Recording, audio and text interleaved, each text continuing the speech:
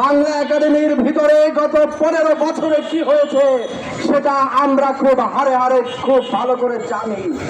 Bangla academy কি করেছে, তরুণ লেখক প্রকল্পের শুধু একটি উদাহরণ আপনাদেরকে দেই।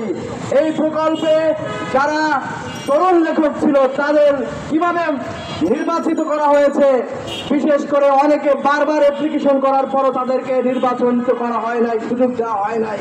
আমার এখানে অনেক বন্ধুরা আছে, কিন্তু তারপরে সেখান থেকে যে অর্থ প্রস্তুত করা হয়েছে, প্রতি বছর যে তরুণ লেখকদের বই বের করার কথা ছিল সেই টাকাগুলি গত 10টি ব্যাচ থেকে সেই টাকাগুলি কাদের পকেটে গিয়েছে সেই প্রশ্ন আজকে বাংলাদেশের সচেতন জনতার কাছে আমি রাখতে চাই।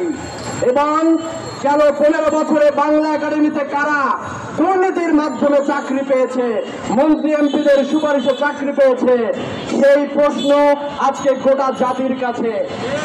এই বাংলা একাডেমি যদি সংস্কার না করা হয়, বারবার কবি লেখকরা এভাবে মাঠে দাঁড়িয়ে যাবে, কোনো লাভের লাভ হবে না।